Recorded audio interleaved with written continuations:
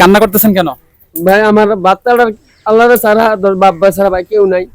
আমি খুব অসুস্থ, আমি চিকিৎসা করতে পারি না আমার বাচ্চাটার।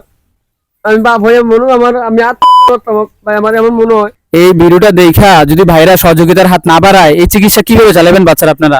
ভাই আমার বাচ্চারা দেখলে সবার মায়া লাগে, 10 বাবার আমার বাচ্চারা দেখলে সব ভাইয়া তারা আমার বাচ্চারা দেখলে চিকিৎসা চালাইবো, সহযোগিতা করবো। যদি না করে একটু যে ভাইয়ারা পায় ভাইয়ারা একটু ইয়া করে দিন, শেয়ার করে দিন।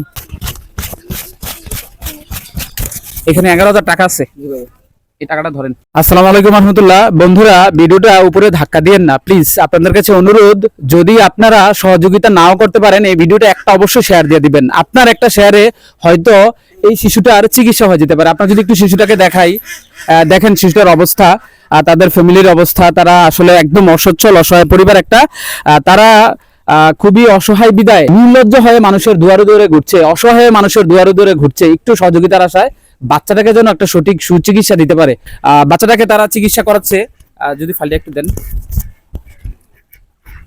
তারা হচ্ছে বাংলাদেশ শিশু হাসপাতালে চিকিৎসা করাচ্ছে। তো চিকিৎসা করানোর জন্য তাদের প্রয়োজন হচ্ছে 2.5 লক্ষ টাকা। বাচ্চাটা জন্মগ্রহণ করার সময় তার মাথায় সমস্যা হয়ে গেছে।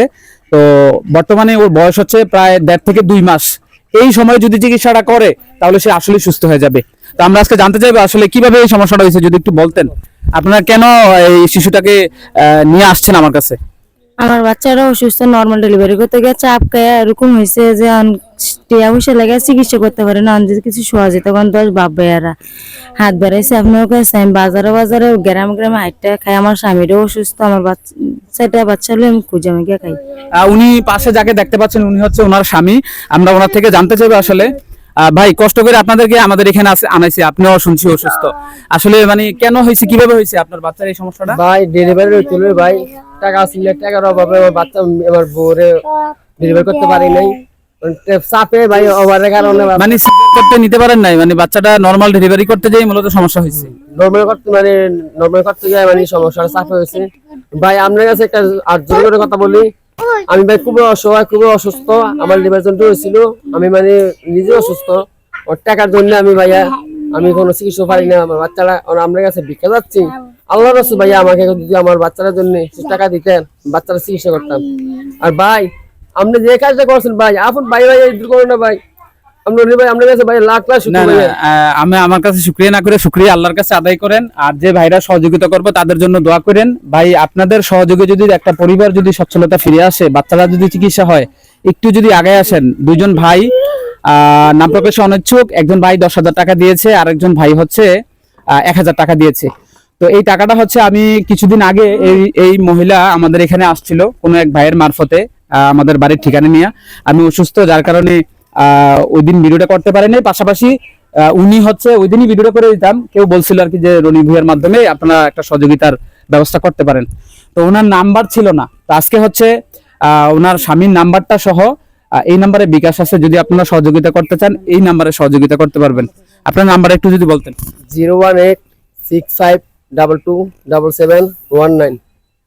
এটাতে কি বিকাশ, ইমো, হোয়াটসঅ্যাপ আছে? সব না, ইমো হোয়াটসঅ্যাপ। আচ্ছা, কেউ যদি দেখতে চায় আপনাদেরকে ইমো হোয়াটসঅ্যাপ অবশ্যই খুলে নিয়েন। যে ভাই টাকাটা দিছে আমি তাদের হাতে টাকাটা পৌঁছাচ্ছি।